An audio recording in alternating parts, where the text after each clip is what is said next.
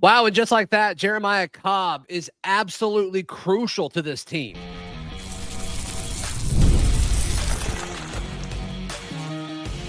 You are Locked On Auburn, your daily podcast on the Auburn Tigers. Part of the Locked On Podcast Network, your team every day.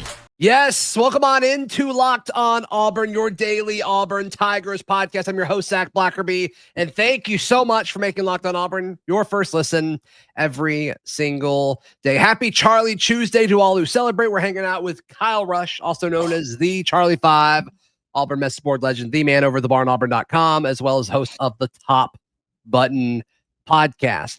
What's the threat level that South Alabama brings to Jordan-Hare Stadium this Saturday? Who impressed you the most this past weekend? But let's start with the biggest story coming out of Hugh Freeze's presser yesterday, Kyle. A fluke injury happening to running back Durell Robinson. They didn't realize it until after the game was over. I guess he woke up the next day and there's a lot of blood on his thigh, so they had to go in and clean all that out. And so he's got a pretty deep incision. Brutal. Like, that stinks. Your RB1 is obviously already out with a shoulder. And so now you look at Jeremiah Cobb and what he represents to this team now. If Damari isn't able to go this weekend, I mean, that's a lot on Jeremiah Cobb's shoulders currently. For sure. What bad luck, man, that Durell Robinson's had since he's been here. He's missed all spring due to a foot thing when he first got here. And now this, like, you break off a 54 or 50-plus yard touchdown run, one of the longest touchdown plays from scrimmage this season, and you wake up the next morning, you got blood pooling on your thigh. Like, what? Just brutal. And then as far as Cobb goes, like, think about this, Zach. He could have gone places this offseason. Like, he could have gone to a number of different schools, and he elected to stay. And, like, wow, how huge of a decision that ended up being for Auburn, because now you're looking at Saturday. Hugh also said Damari was a game time decision. Like, you're looking at Saturday, it's possibly going to be Cobb and Omar, like a 1-2, and that's it. Like, he did kind of grace over Alvin and say we'd have to see it towards the end of the week, but I mean, that could be your two running backs on Saturday. Yeah. The way he talked about it to me, talking about Damari, it doesn't sound like he wants to play Damari on Saturday. Was that the way is that how you took that? Yeah. And if what's going on with his shoulder is what everybody's saying it is, and that's just like getting like repetitive stingers in his shoulder, like there's not like a procedure, or it's not really anything that you just go fix. Like, it's just you got to rest, and then hopefully when you get hit on it, it doesn't flare up again. And you got to have him for Oklahoma. So really, if you can go without playing him Saturday, that's huge. I think he should be able to. Like, you should be able to line up against South Alabama without Damari and just have Cobb and Omar back there. You should be fine. I don't think those guys are needed, but it's just a situation where, like, going into the season, I thought Cobb would be a nice piece to the offense. And now there's a really clear argument to, like, due to depth right now, that he's one of the most important aspects of this team. Like, when you talk about pound for pound in relation to your position, it's kind of amazing. It's kind of amazing how, and this always seems to happen. Like, it seems like we always have a position group that gets hit harder than others. I know it happens. I don't know why that's the case. Like, do other people deal with that? I'm not sure, but yeah, you hate it for Damari, you hate it for Durell, but we'll see how they respond. And look, I'm excited to see more Omar. Don't get me wrong, but you need more than two running backs you can rely on to get through conference play. Hugh mentioned that Omar really never had an opportunity on Saturday to work on pass blocking. And then Cobb, that's probably, if you had to pick out his weakest part of his game, picking up blitzes. By far the weakest part of his game. So does South try to dial it up and come after Auburn? I'm sure we'll talk about that a little bit later, but that's a little bitty aspect of the game that's probably going to come into play at some point in time. So, but as far as just pure running ability, I mean, what he's been able to show, had his first 100-yard game last week. I love watching him, man. It's funny. he's a smaller back, but to me, it seems like he's more effective between the tackles than he is on the outside. It's weird, and I can't really explain why that is, but it seems like it's easier to get him down one-on-one on the outside than it is once he breaks the first level between the tackles. Yeah, he uses his pads for sure.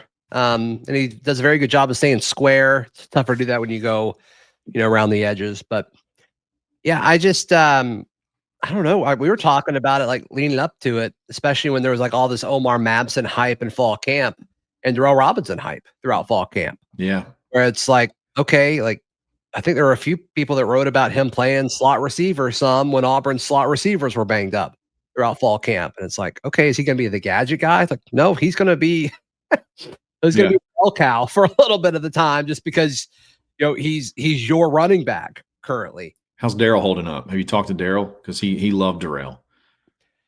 Well, I know he was thrilled when Durell ran towards Darrell in the end zone for his touchdown. Have you seen Darrell's video of Durell's touchdown run? I haven't yet. I need to see it. He's like standing right there when he scores. Like that's Darrell incredible. caught the whole thing on video. It's great. It's a great tweet by Darrell. Did Darrell do content? Did Darrell dance with him? Did he do the beat it dance with Durell? Which, by the way, my understanding is yes. Okay, it was phenomenal. Yeah, it was phenomenal and planned. Right? Like totally. He thought about that halfway through the run, or maybe even like, the first time he scores, he's going to do this. I don't know. Yeah. But I mean, he crossed that goal line, put the ball down, and then he hit the move. Not just the move, the moves. He did like the whole chorus, the whole chorus dance line. It was incredible. It was good stuff.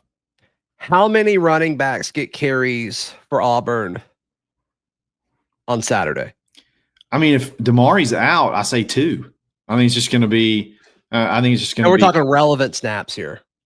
You could, you know what? If you do get a big lead, though, I would imagine you might see Alvin. That could be one of his 4 games if he's going to redshirt. So I'm going to say 3 because I think Auburn. We'll talk about it later, but I think Auburn handles South Alabama. So for the vast majority of the game, probably just 2. Yeah, for relevant snaps. Yeah. You may see some of those, Malcolm taking carries out of the backfield and even maybe Singleton. Like there were some stuff where it wasn't just a jet sweep. Like they were actually motioning into the backfield and then taking a carry. So you could see stuff like that too. Yeah, put it on tape. I have no issue with that whatsoever. Who impressed most this weekend?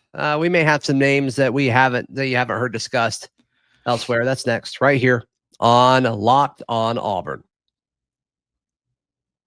Today's show brought to you by our friends at 5 Hour Energy. How much do you love 5 Hour Energy? So Just give me one word. One word. How much do I love them in one word? Yep. Immensely. Immense. Immensely. It's time to fuel up and turn it up with 5 Hour Energy Transfusion. The grape, ginger, and lime flavored shot brings the iconic taste of a golf course favorite to a non-alcoholic boost. Perfect for sinking birdies or making great memories with friends. It's a hole-in-one for your energy game. What do you love more, golf or 5 Hour Energy? You don't have to answer. You're going to both in one. Now you can amp up the fun even more. Just buy, snap, and enter for a chance to win a dream golf trip for 2 to any golf tournament in the USA. Are you kidding me? That's what it says. That's what it says. Tee up that trip. Visit 5he-win.com for rules and entry. No purchase necessary. Excludes the Masters tournament. Ends October 31st, December 2025. Today's show is also brought to you by our friends at FanDuel. FanDuel, America's #1 sports book. They did not cover against Ball State. 3 points, I think. 3 points shy or something like that. Yeah, it was close. Auburn, a 25.5-point favorite against South Alabama. I think I would actually take Auburn to cover on that one, despite me talking up South Alabama. I just think 4 touchdowns is doable here. So, new customers can bet $5, and if your bet wins, you get $300 in bonus bets to bet on across the app. So, are you ready to play? Download the FanDuel app today by visiting FanDuel.com to get started. That's FanDuel.com to place your first $5 bet. Thank you so much for making Locked On Auburn your first listen every single day. Kyle Rush, Auburn message board legend, the Charlie 5, hanging out with us. As far as guys that really stood out to me, like I can't stop thinking about Horatio Field's role in this offense. Yeah. I mean, I think there's a real shot at the end of the season that he's statistically wide receiver 2. He'll definitely be wide receiver 3. And I'm just kind of blown away by that. What do you in receptions or yards or both? Like, I just think like overall, like package of production. You said 2 or 3. I'm sorry. I said 2, felt too bold, went with 3. Well, he has more catches than Eric Singleton. He has one more catch, and he's only about 16 yards. No, not even 6. Yeah. No. Yeah, 16 yards shy of his. He's got more touchdowns this year than Coleman, right? Like, I mean, Yeah. he's gonna be. I don't know. Were we talking about the wrong trio We all might have off been. season? Where the trio of we discussed was Coleman, Singleton, and Simmons? Is Fields part of the trio more than Malcolm at this point? I think you have to say yes. He's on the field more for sure. So he's on the field almost every single snap. It seems like the production between he and Malcolm is. Well, similar. he's on the fields more. The fields more. Yes, it's fitting. Very fitting. It's literally his name. No. He's been impressive. He is definitely your big possession receiver that you were hoping to get. I want to see Jackson trust him. And that's a big part of this. He looks for him whenever you got to have a big conversion. He definitely is not afraid to look that way. I want to see a little bit more in his skill. I want to see a little bit more of his skill set. It's a lot of comebacks. It's a lot of stuff like that on the outside. Like I want to see him. I'd love to see him over the middle a little bit, which we're not sending anyone over the middle at this point in time because the defenses aren't really giving it to us. But I want to see his skill set open up a little bit. But right now, I'm with you. I'm shocked at how involved he is. Yeah. Yeah. If they want to stay on the fields, throw to Fields. Throw to field. There you go. Ratio Fields. There you go. There you go. If you want to keep the defense off the fields, throw it to Fields. Who impressed you the most on Saturday? This is obvious, but I mean, Xavier Atkins has been stud. A complete stud. It's funny. I watched the post-game presser, and someone asked Hugh about Xavier Atkins, and he said, "Yeah, he's TikToking it up in there in the locker room, like he's fired up." Just he's like, "I think I even got in one of those videos." He was fired up, man, and he was all over the place. I mean, tell me if you felt any different when we added him. I never expected him to be a starter. Like I didn't expect him really. He felt like a lottery pick the whole time. I mean, that's how LSU felt about him. Like all these traits, all this athleticism, but just hadn't really put it together yet. It was all cloaked with ifs. If he does this, if he puts it together, it could be big, which to me screamed, okay, not this year. Yes, exactly. And we were wrong. Yeah. We were totally wrong. Yeah. Goodness gracious. I mean, his impact, I think Darryl said it on the Sunday show, but like he's everything I thought Caleb Wheatland was going to be. Wow. I mean, he's making like, it seems like every play, like he's in on every single play. It's the speed. We knew speed would be there. But my gracious, I mean, he's like the third highest. If you look at guys that have the most snap counts, he's got like the third most high snap counts, and he's like the highest PFF grade on the team. If you look at snap count, he's the third highest snap count. Jay Crawford's up there. Yeah, Jay Crawford's 1, Caleb Harris is 2, and then it's Xavier Atkins, and his grade is higher overall than even Jay Crawford, who we feel like is having a good year because nobody will even try to throw it at him. Yeah, 1 target against Ball State. Insane. Yeah, and Caleb Harris. So it's he's basically one of your best defenders right now. Yeah, if I knew nothing about Auburn football, like it's just like, hey, turn this game on.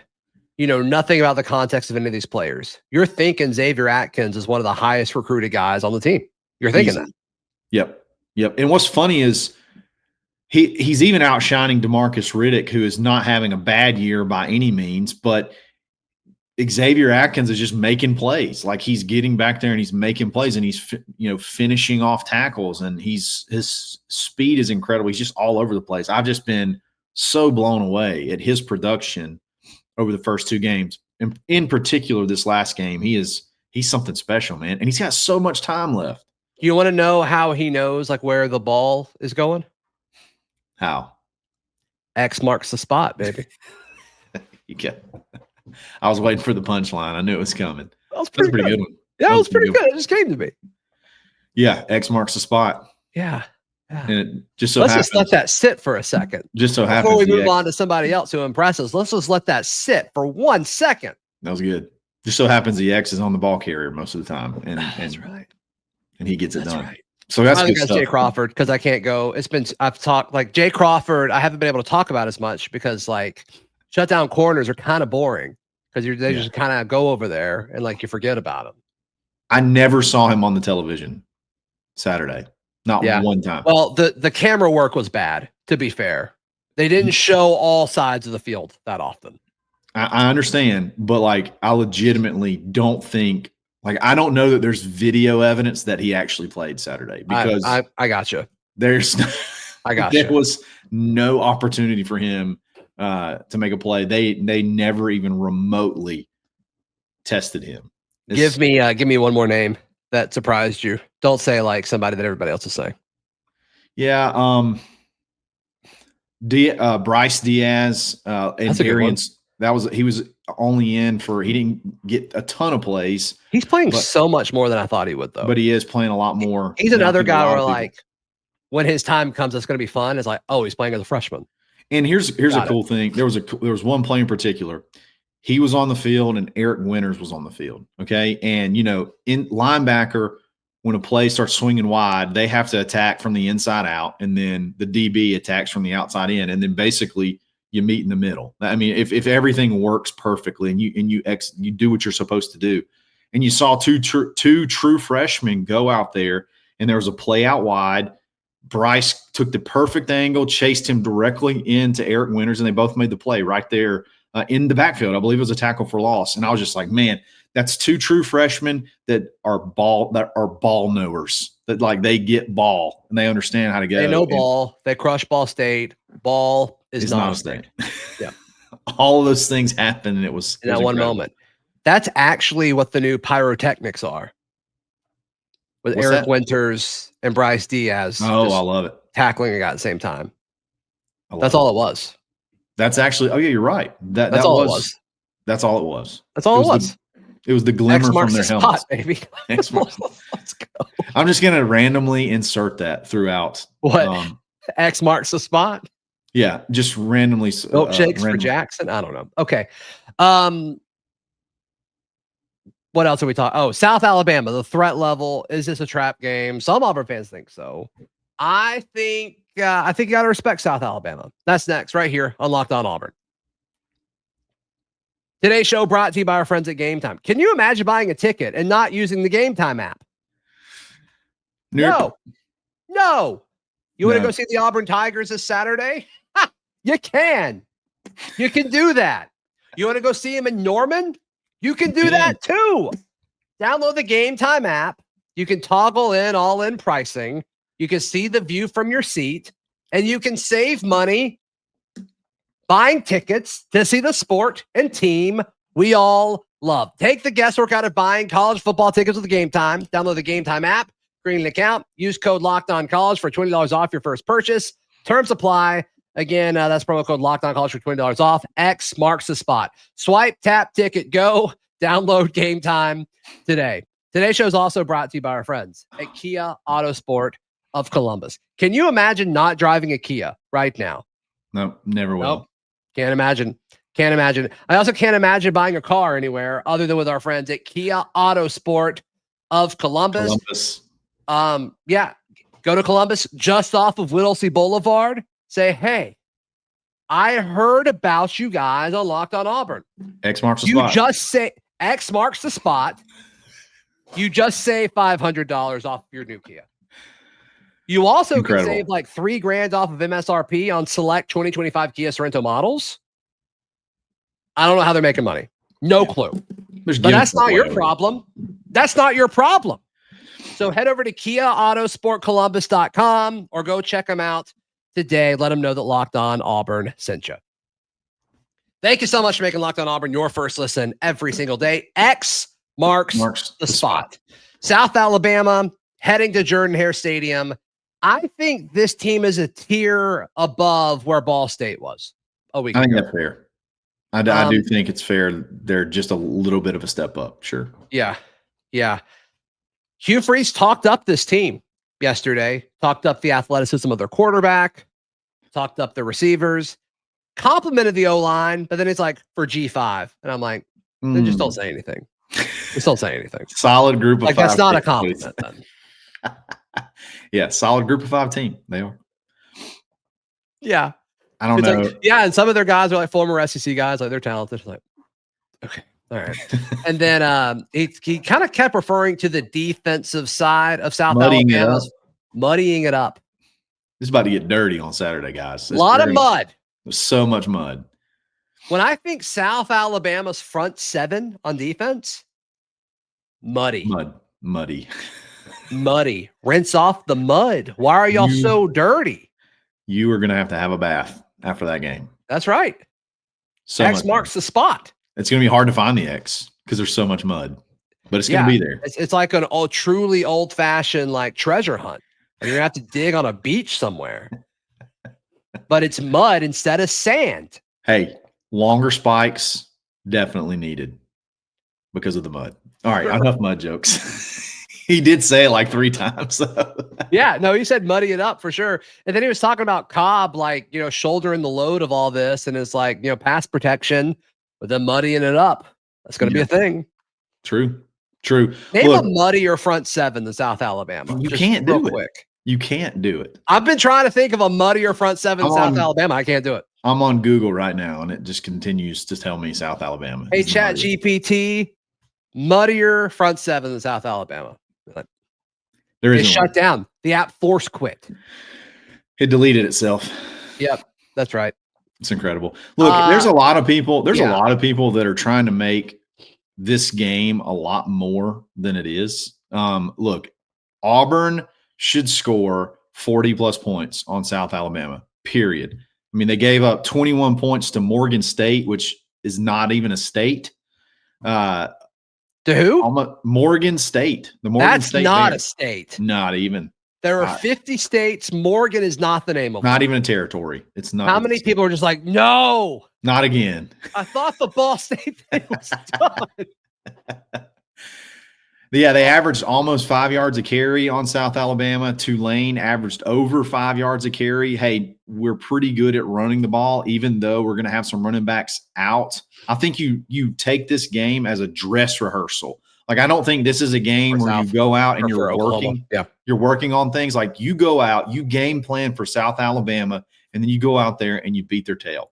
You do whatever it works to put them into submission, no matter how muddy they get. And they muddy it up front. End it quickly. I would be comfortable with laying 27.5 points. I think it's going to be a 4 touchdown game minimum. Yeah, I want to see more RPO. I want to see the normal offense. You don't have to run everything. Yep. I want to see Singleton in motion. I want to see quick passes to Malcolm. I want to see early targets to Cam Coleman for sure. And like, don't be afraid to run it with Cobb and with Omar. They're watching tape saying, hey, South Alabama, your front 7 can muddy it up. So can we. So can we. I'll see your mud. I'll raise you more mud. How about that? 2X the mud. That's the game plan. X marks the spot. Dump truckloads of mud. X marks the spot. Look, you've got a lot of mud for a G5 program. That's great. Comparatively. But here in the SEC, we have more mud. More mud. Yeah, so dumb. You got to get so dumb. That is. That's going to be one. That's another one. There's another meme and there's another Chat GPT image that's coming up. Yeah, I'll see if somebody starts putting it on T-shirts again, like they did last week. Unbelievable. It's so much fun. Yeah, no, I want to see more RPO. I want to see more of just your normal offense. I think My gut is they don't do that, though. My gut is they do the exact same thing. They work on the passing game. I'd like to see them run the normal offense for like 2 or 3 drives and then expand it out. But we'll see what they do. Yeah, I think you're seeing enough, though, that still when you run the RPO, you are taking the information that they are giving you. So, like, I don't really see a negative of doing that. Like, continue to run it and just beat people into submission, and always have pass attachments on that. So, like, when you against Oklahoma, you may have that 4-yard run that's open versus that 50-50 ball. You may take the 4-yard run. Like, it's all about making the right calls. Whereas South Alabama, like Tyler Siskey said, you may see that guy in a knee brace, or you just know it's Cam Coleman versus a G5 mud man, and you got to take the shot. Like, I don't get why we have to try to force ourselves into like bad situations just to see if we can handle them. Like, just get out there and go beat them into submission, man. Yeah, muddy it up. Fight mud with mud. More mud. Okay, we're done with that. We can keep X marks the spot. We're done with mud for the rest of the week until game time. All right. How can people check out everything you've got going on? Absolutely. Go over to thebarnauburn.com, the Barn Auburn YouTube page. Wherever you get a podcast, search the Barn Auburn Podcast Network. We're growing like crazy and having a ton of fun. You can catch all my stuff, Zach's stuff. With Brad over at the Barn, like, I mean, you talk about South Alabama muddying it up. We muddy it up over there. There's nothing but mud over there. That's right. We sling it. Mud, content, more mud. X's, marking spots. That's what X's do. They mark the spot. Please like the video. Please subscribe. Comment X marks the spot, or muddy it up in the comments down below. We'll see you next time. This has been Locked On Auburn.